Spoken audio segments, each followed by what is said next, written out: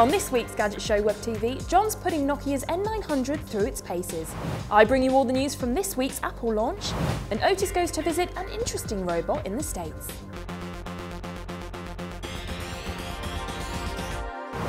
Hello and welcome to another Web TV. First up, John's got his hands on another smartphone, and today it's the Nokia N900. Dubbed as a raw power computer, they say it's more of a mobile PC than a phone, and with up to 32 gigabytes of internal memory, it all sounds very impressive. But is it as good as they claim? Here's John with his verdict.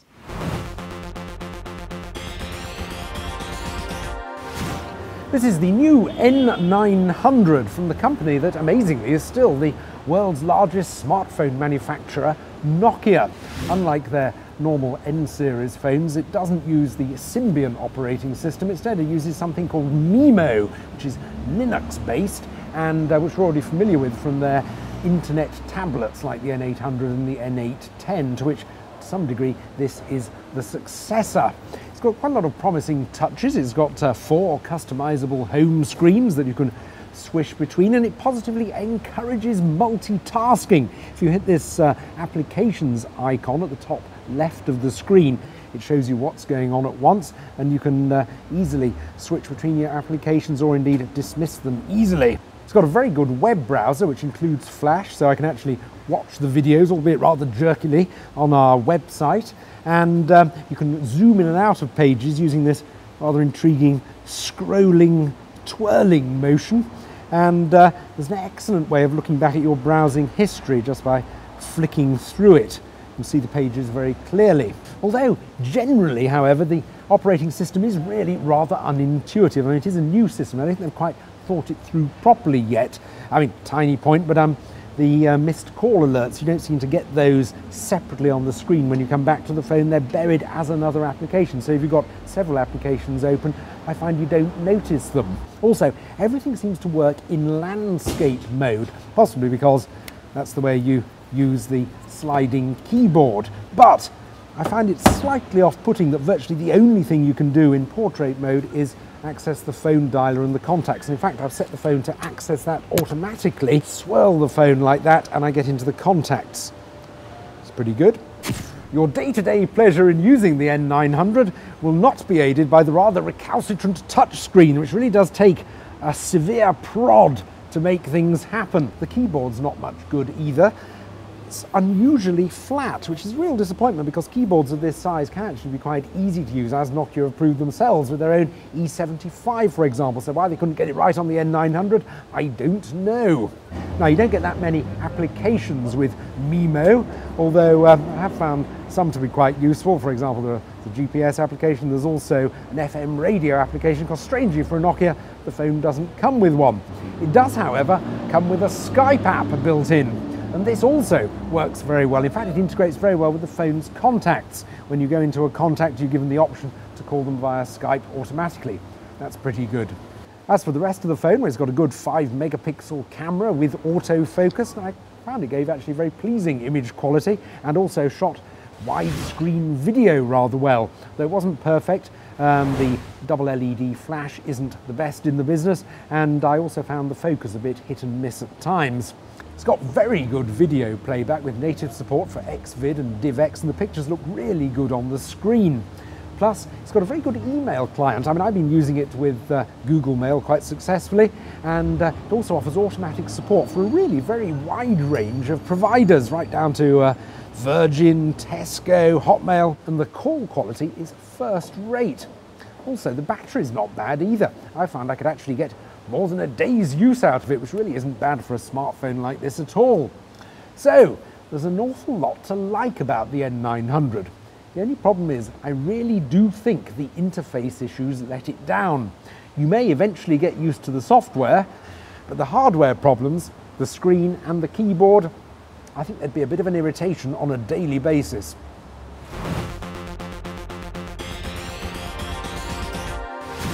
Right, Right, news time now, and after months of speculation and rumours, Apple has finally announced their ever-elusive tablet. They've named it the iPad, and here it is. Now, from a first glance, it looks like a huge iPhone, but Mr. Jobs has stated that it will give the user the best web browsing experience they've ever had. And it's taken the best from the iPhone and the laptop and put it in a device that they claim is better than both. Bold claims, but from the hardware, software and gorgeous screen, it looks like it might not be an empty promise. The iPad comes with a 9.7-inch capacitive touchscreen, but unlike some of the analysts predicted, it isn't OLED. But the software runs off a modified version of the iPhone operating system, so it runs in a very similar way. It has auto-rotate, iPod features and Google Maps, and all of the 140,000 apps available for the iPhone will be upscaled to work on the device's large screen. But in the near future, apps will be built from the ground up just for the iPad.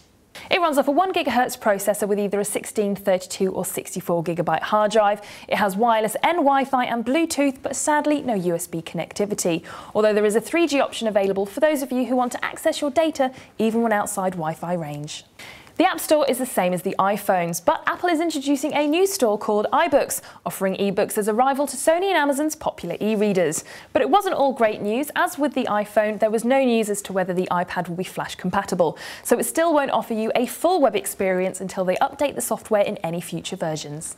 If you can't wait to get your hands on one, you will have to hold out until the end of March. Prices for the iPad start at $499 for the base 16 GB model, rising to a maximum price of $829 for the 64 GB version with built-in 3G. However, there is no news yet on how those prices will translate over here in the UK, but it's unlikely to be a direct currency conversion. But if you want to get your hands on a 3G model, it looks like you're going to have to wait a little bit longer until Apple has sorted out a deal with one of the UK mobile data carriers. And one thing you can be sure of is that as soon as we've got our hands on one, we will bring you a full in-depth review.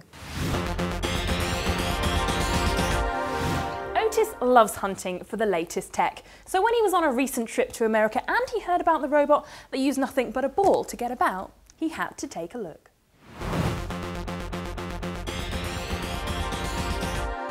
I've always been fascinated to find out how the next big thing in robotics is going to stand up in the world. Well, by the looks of it, without any legs at all.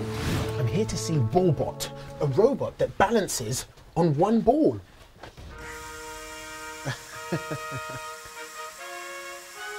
That's balancing on one ball right now.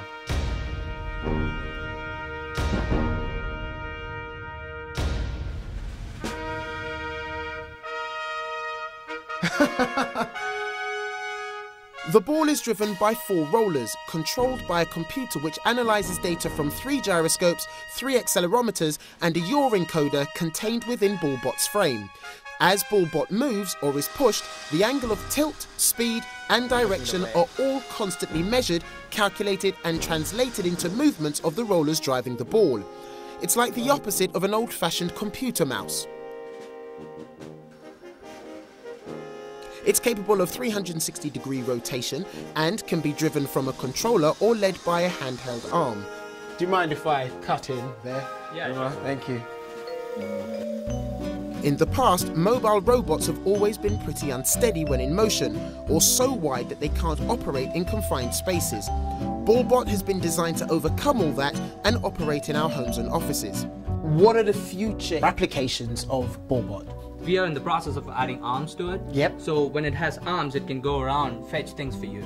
For example, it could help the elderly or the physically challenged. But in the real world, there'd be obstacles to overcome. However, it turned out that Ballbot was prepared for them too.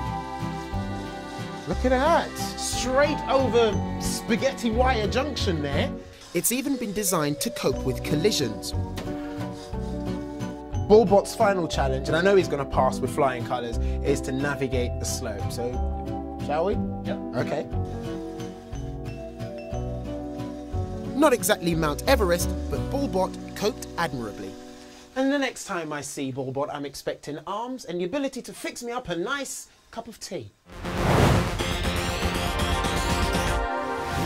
Well, that's all we've got time for this week, but make sure you check out the rest of our website for the latest news and more exclusive videos. And don't forget that the main show will be gracing your screens once again this coming Monday, where Susie and Jason will be sweating it out in the desert, John takes a look at the latest e-readers, and Otis checks out all the gadgets that's going to get us excited this year. So make sure you've got it noted in your calendars, set your PVRs and alarm clocks for 8 o'clock this Monday on 5. See you next time.